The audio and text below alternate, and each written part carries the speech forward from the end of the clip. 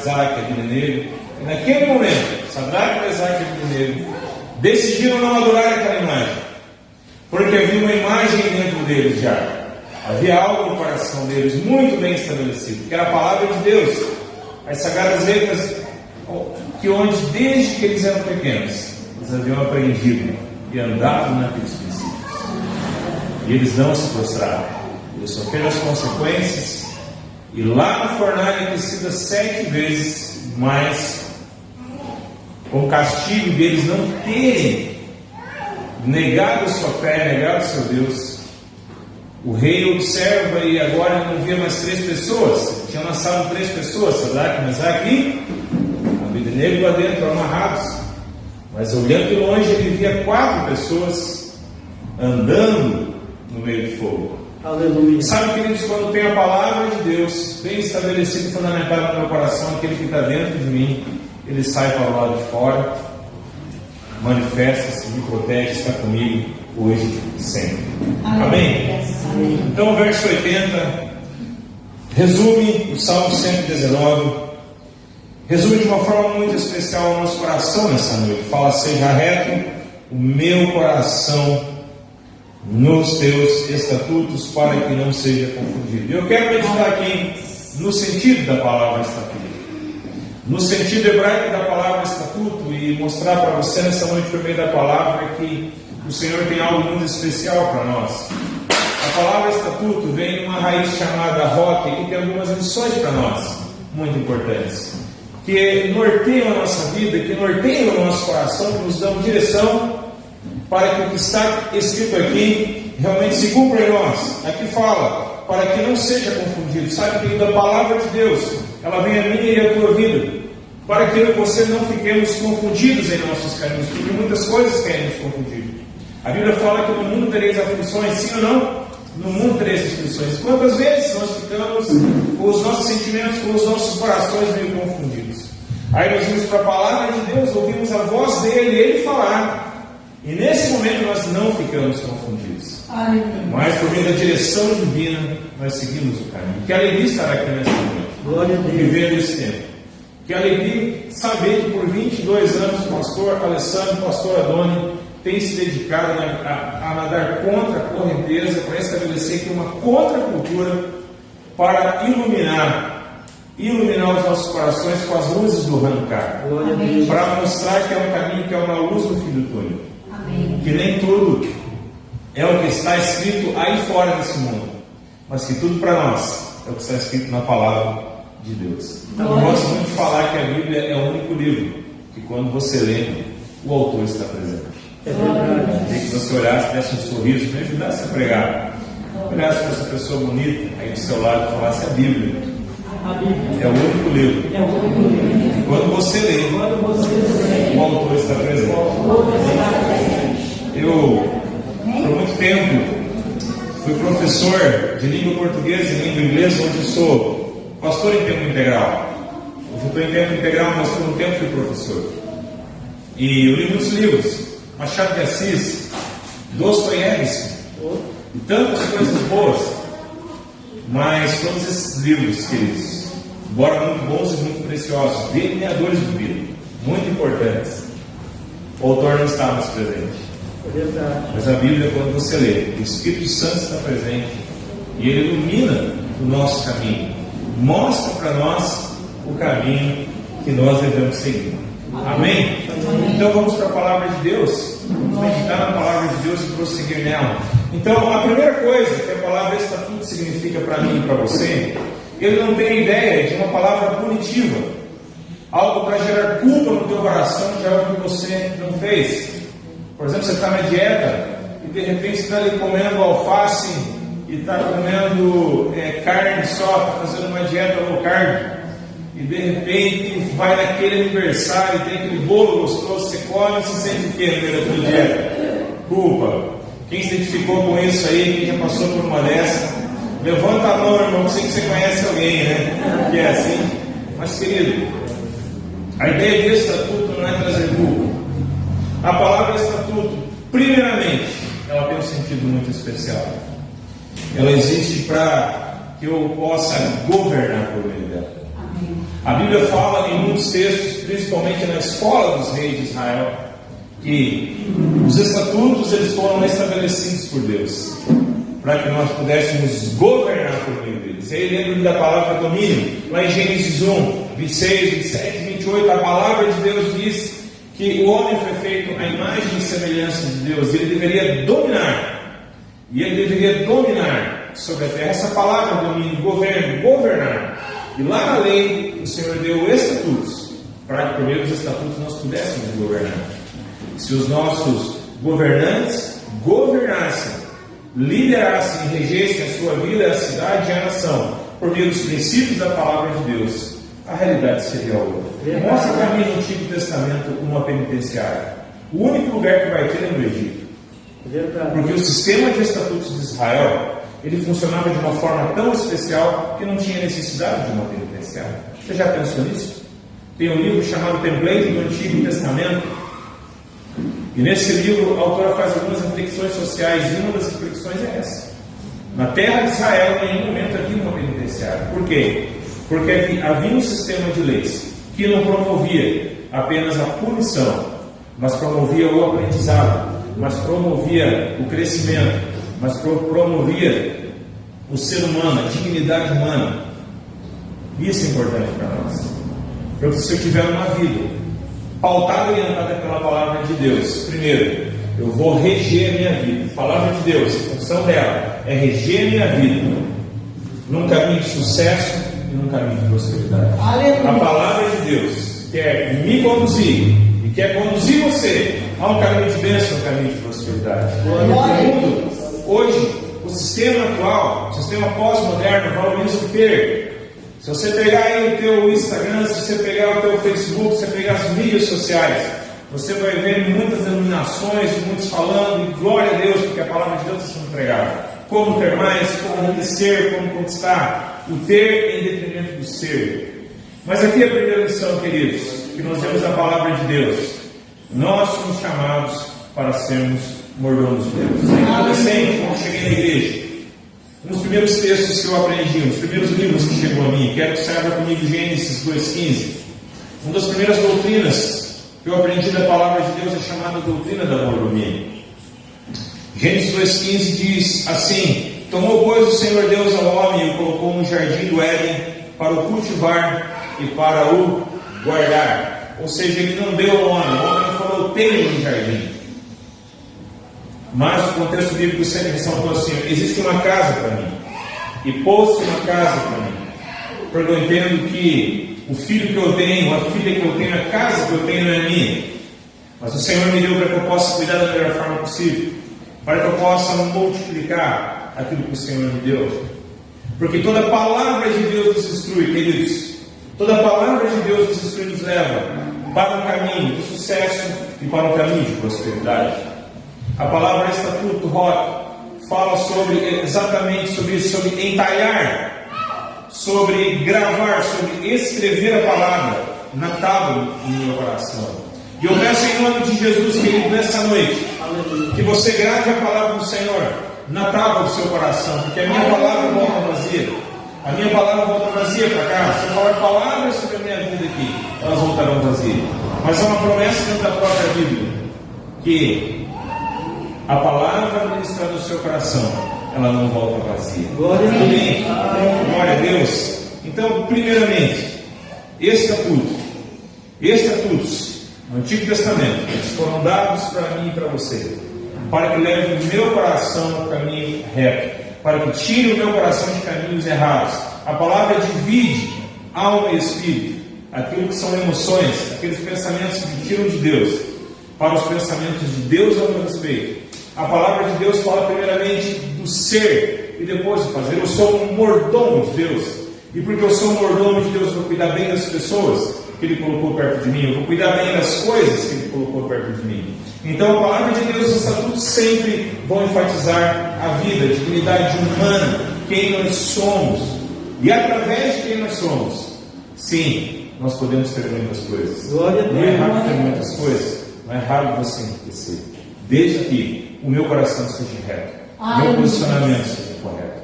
E a palavra de Deus existe para isso, para que quando eu estou indo para o lado errado, eu venho para o lado certo. Quem já ouviu aquela música? Havia um homenzinho torto, morava numa casa torta, torto. Sua vida era torta. Só que ele encontrou quem? Jesus. E tudo que era torto, Jesus endireitou. Jesus endireitou, queridos. Esse é o sentido bíblico, né? O nosso encontro com Jesus. Eu tive um pastor, eu tive numa igreja em 2013, até testemunhei outra vez que eu preguei aqui no Cairo, chamada Igreja da Caverna. Era meu sonho lá e Deus realizou esse sonho. E o ano passado, um pastor amigo meu esteve lá na Igreja da Caverna. É uma igreja que vive um avivamento. São mais de 20 mil pessoas naquela igreja. E ele estava lá na porta de saída da igreja. A igreja aqui dentro de uma rocha. Tem toda uma história muito bonita, que um anjo mostrou aquela rocha, abriu aquela rocha. A igreja tem uma história tremenda, mas ali é um lugar de avivamento, manifestações demoníacas, pessoas libertas. E esse pastor estava ali e de repente alguém, um membro, talvez um diácono da igreja, chegou para ele e perguntou assim: você nasceu de novo já? Em inglês, você já nasceu de novo? E ele falou assim: sim, eu já nasci de novo, eu sou um pastor, eu sou do Brasil. Eu sou um pastor. E aquele irmão falou assim: eu não perguntei se o senhor é um pastor, eu perguntei se o senhor nasceu de novo. Porque se o senhor não nasceu de novo, mesmo sendo um pastor, você pode ir para o inferno. Verdade. E ele ficou esperto assim, envergonhado. Até mesmo. Por quê? Porque ele era um irmão da igreja. Ele não era um pastor, ele não era um obreiro. Mas ele tinha muita consciência de que deveria falar de Jesus às pessoas. Isso é muito importante. Se eu de fato vivo a vida de Deus na minha vida. Então, primeiramente, meu primeiro entendimento aqui é que a palavra de Deus existe, os estatutos existem. Existe uma diferença entre mandamentos e estatutos. Torá, os estatutos, são princípios de vida. São princípios que me trazem qualidade de vida. Os estatutos falam de alimentos, regras alimentares, por exemplo. E qual é o objetivo ali de falar? Não é gerar religiosidade, entre aspas, no teu coração, mas para que nós possamos ter qualidade de vida. Quando a palavra fala em descansar um dia na semana, queridos, quando a palavra fala em descansar um dia na semana, em ter um dia de descanso, com certeza você não deve ter experimentado a alegria de ter um dia de descanso. Eu, quando era adolescente, tinha 12 anos, fui passar umas férias com os familiares que são de uma outra religião e denominação, onde nessa religião e denominação, às 6 horas da tarde de sexta-feira, eles param tudo, eles têm uma refeição em família, eles leem uma porção das Escrituras. E eu, na época que não tinha religião em casa, quando eu me deparei, fiquei ali 1 mês e meio naquela casa e passei por várias semanas ali. Toda sexta-feira, 6 horas da tarde, a família se reunia para uma refeição juntos, para o tempo de falar o que Deus estava fazendo na vida deles, contar uma história bíblica e orar pela semana. Aquele tempo quando eles paravam às 18 horas da tarde de sexta e voltavam às atividades apenas às 18 horas de sábado, mesmo não sendo daquela religião, mesmo não sendo daquela estrutura, aquilo me chamou muita atenção e falou muito ao meu coração. E quando me converti tempos depois na Igreja Batista e eu entendi princípios da Palavra de Deus, um dos princípios que trazem qualidade de vida para nós é o princípio do descanso. E nessa vida corrida, meu querido e minha querida, você tem descansado bem? Pergunto para quem está do teu lado: você tem descansado bem?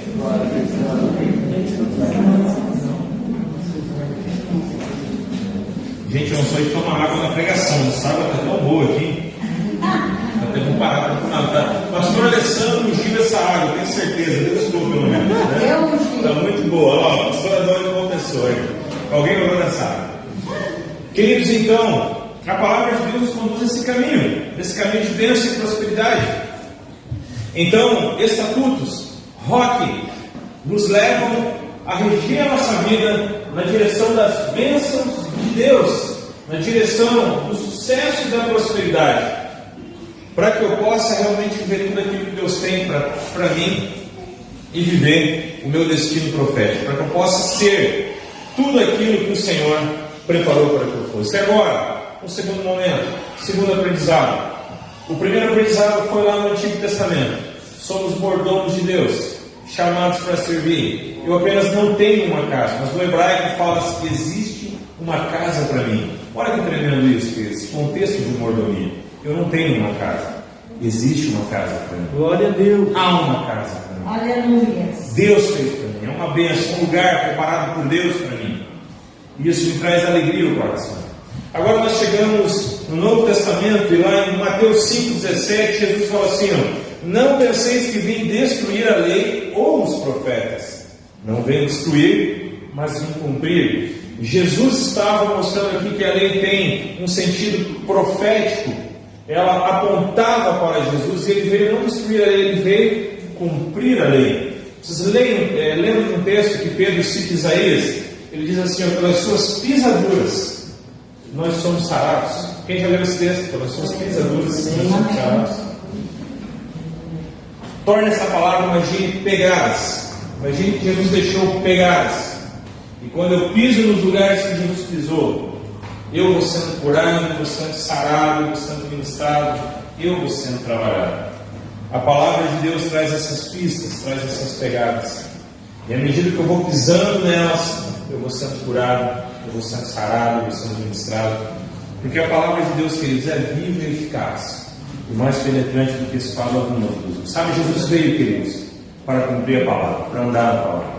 E quando Jesus fala que ele veio para cumprir a lei dos profetas, ele está chamando eu e você para andarmos em intimidade com a palavra de Deus, para seguirmos a palavra. Quantos aqui tem o hábito de um devocional diário? Levanta a mão. Quantos aqui estão cumprindo a palavra de Deus de manhã lá? Isso é muito especial. Já fazem alguns anos que eu decidi levar isso muito a sério. E todas as manhãs tem um tempo na palavra de Deus. Há 12 anos eu faço um diário. Eu escrevo a minha meditação. Tem dias que eu falho, tem dia que eu não consigo. Mas eu tenho lá uns 12 cadernos já. Cadernos desses simples, cheios todos os dias. Eu leio um capítulo da Bíblia ou mais. E ali, não sei se acontece com você. Já aconteceu com você? Você está lendo um capítulo da Bíblia, um versículo chama a tua atenção. Já aconteceu com você? Amém. Amém. Só para me identificar, por que já aconteceu isso? Eu estou lendo, de repente, um versículo salvo. Sabe quem é que chamou a tua atenção para esse versículo? O Espírito Santo, o escritor da Bíblia. Sabe o que eu faço? Eu pego esse versículo e eu anoto ele. E eu pergunto para o Senhor: Senhor, o que o Senhor quer fazer em minha vida nesse dia por meio desse versículo? O que o Senhor quer fazer em mim por meio dessa palavra? E Ele fala, e Ele ministra, e a prática dessa palavra nos leva a viver o melhor de Deus, nos leva a viver a prosperidade de Deus. Glória a Deus. Então, Jesus apresenta a primeira mensagem dele, lá em Mateus 4,17. Vai comigo, vou usar um pouquinho a Bíblia com você agora. Mateus 4,17. Jesus fala assim, ao trazer a sua primeira mensagem, quando ele começa a pregar, ele diz assim, Mateus capítulo 4, verso 17: daí por diante, passou Jesus a pregar e a dizer: arrependei-vos, porque está próximo o reino de Deus. E aqui Jesus começa a estabelecer um caminho na contramão do mundo, dizer: arrependa-se do seu caminho, mude de direção, mude de rota, mude de mentalidade. E Jesus continua pregando, dizendo assim, lá em Mateus 6, 33 e 34, resumindo parte de sua mensagem, ele diz ali no verso 33: buscai, pois, em primeiro lugar o seu reino e a sua justiça, e todas essas coisas vos serão acrescentadas. Portanto, não vos inquieteis com o dia de amanhã, pois o dia de amanhã trará os seus cuidados. Basta ao dia o seu próprio mal. Então, queridos, Deus nos faz desafios. Deus nos apresenta desafios que nos levam a depender do cuidado e do amor deles. Quantos testemunhos você teria aí na sua casa, na compra da sua casa, na compra do seu carro? Quantos testemunhos você teria no teu casamento? Quanto testemunho você teria no cuidado de Deus para com os seus filhos? Quantos testemunhos nós temos que são promessas dele para nós? Porque nós um dia respondemos aos desafios dele e hoje nós vemos cumprir na nossa vida aquilo que ele falou. Ainda aqui mesmo em Mateus 7, 13 e 14, primeira pregação de Jesus, ele diz assim: entrai pela porta estreita, larga é a porta, e espaçoso o caminho que conduz para a perdição. Lembra que lá no Salmo 119, 80, está escrito que os estatutos do Senhor existem para que a gente não fique perdido, não fique confundido. Em nome de Jesus, querido, não sei qual a situação que você passa hoje, você não ficará nem perdido nem confundido. Amém. Você encontrará o caminho que Deus tem para você. Lá mesmo, o Salmo 119, 105 diz: lâmpada para os meus pés é a tua palavra e luz para o meu caminho. O Senhor está aqui iluminando o seu caminho, mostrando o que deve acontecer. Não sei se acontece com amigos de vocês, mas quando chega dezembro, Natal, depois do Natal, tem pessoas que se desviam, outras bebem, outras ficam desesperançadas da vida, outras ficam desacreditadas. Eu, como pastor, tirava férias a partir de 1º de janeiro antes, mas agora eu espero que comece dia 15, porque muitas vezes, muitas pessoas entram em crise nessa época. Isso não pode acontecer e não vai acontecer. Quando você pauta sua vida pela palavra de Deus. Aleluia.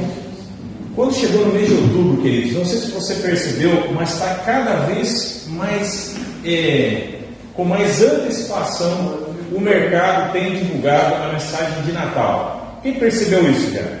Chegou outubro, você está comprando o presente do Dia das Crianças, já tem Papai Noel no mercado. Vocês já viram isso alguma vez? Panetone agora o ano todo, irmãos. É o ano inteiro. Está adiantando. E eu pensei assim: se o mundo está adiantando a mensagem de Natal, eu vou adiantar também. Então, no começo de novembro, eu programei com a igreja: eu vou começar a pregar no Evangelho de Lucas. Vou começar a pregar a palavra de Deus. Não uma intenção mercadológica apenas. Eu e vocês somos chamados, queridos, a trazer o verdadeiro sentido da palavra de Deus para as nossas vidas, para os nossos corações. E não atentarmos apenas aquilo que o mercado está ditando, está dizendo. Mas eu preciso pautar minha vida pela palavra de Deus. Ele fala aqui que o caminho é estreito. O que significa isso que Jesus está falando? Ele está falando que ele viveria uma vida focada. Ele viveria uma vida, vou citar um autor secular agora, com hiperfoco. Ele viveria uma vida focada naquilo que Deus tinha para ele. Ele não perderia o foco. Porque a palavra de Deus, ela traz foco à nossa vida. O apóstolo Paulo falou assim lá em Atos 26, 18: eu não fui, 19, eu não fui desobediente à visão celestial. No final da vida dele, ele estava para ser julgado, estava para morrer, e naquele momento ele falou: eu não fui desobediente à visão celestial. Qual a visão celestial para a tua vida? Qual a visão celestial para a tua história? Quantos jovens, queridos, têm um chamado ministerial e até pastoral, e eles perdem esse momento, eles perdem esse time de Deus. Nós não podemos perder essa oportunidade de viver e saber aquilo que nós fomos chamados para viver, saber e fazer com Deus. Você percebe que todo foco na Bíblia está no ser e não no ter? Todo foco aqui, Jesus ele começa a falar, ele começa a ministrar. Um outro texto aqui, Jesus fala lá em Mateus 16, 24: se alguém quiser vir após mim, negue-se a si mesmo, tome sua cruz e siga-me. Ele está mostrando qual seria o caminho. Se alguém ama o mundo, ele falou lá em 1 João 2,15: se alguém ama o mundo, o amor do Pai não está nele. E eu não posso amar o mundo e as coisas do mundo, o presente sistema. Eu preciso amar a Deus acima de todas as coisas. Eu sou chamado para amar Deus acima de todas as coisas, para expressar o meu amor por Deus acima de todas as coisas. E esse é o tempo, queridos. Esse é o tempo. O ano está acabando, tem alguns últimos dias, últimas semanas. E eu preciso nessa virada, não apenas fazer o culto da virada, mas já começar a ir virando a minha vida, entendendo que Deus tem um propósito para mim e que eu preciso cumprir e viver o propósito de Deus para a minha vida. Ainda em Mateus 6, 24, não posso deixar de falar isso. Jesus falou assim, Mateus 6, 24: ninguém pode servir a dois senhores, porque ou há de aborrecer-se de um e amar o outro, ou se devotará a um e desprezará o outro. Não podeis servir a Deus e às riquezas. E ainda em Marcos 4,19 diz que a fascinação da riqueza sufoca a palavra da nossa vida. Então hoje, queridos, eu quero chamar a tua atenção para a palavra de Deus. para que você não fique confundido, mas para que as luzes da palavra se acendam em minha vida, para que a palavra ilumine meu caminho, porque lâmpada para os meus pés é a tua palavra e luz para o meu caminho. Glória a Deus. Esse é o sentido.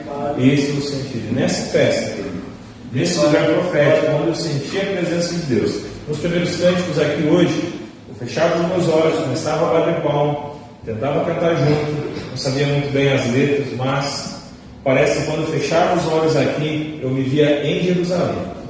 Amém. Eu me via em Jerusalém, eu me via naquele lugar profético. Amém. Sabe, porque tudo isso, querido, que está acontecendo aqui é muito especial.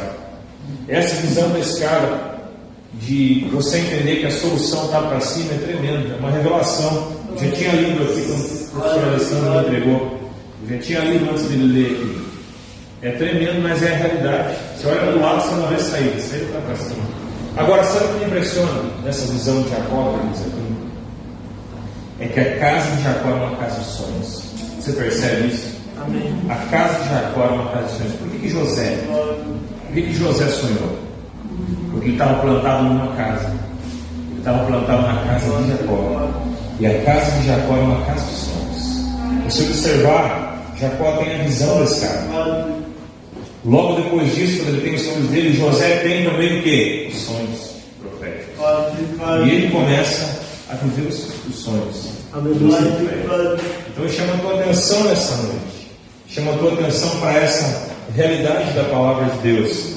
E eu quero concluir, porque eu sei que vai ter bem mais momentos aqui, não quero demorar nessa palavra, mas eu quero voltar lá no texto que a gente começou, lá em Salmo 119, 80, e repetir algumas vezes para você isso, que o meu coração ele realmente seja reto diante dos estatutos do Senhor, para que eu não fique confundido. A Bíblia é a palavra de Deus, a direção divina está sobre mim e sobre você, para que a gente não fique confundido. Amém. Não sei como você chegou aqui nessa noite, quais respostas você busca, mas eu sei que na palavra de Deus aqui, nessa noite, nesse ambiente de conhecimento revelado, há direções para você. Amém. Eu chamo você para algo nessa noite. Não perca esses momentos. Não perca o que Deus está fazendo aqui. A bênção que Ele trouxe para hoje aqui não deve ser perdida. Que você realmente coloque o seu coração no lugar certo hoje e realmente encontre a direção.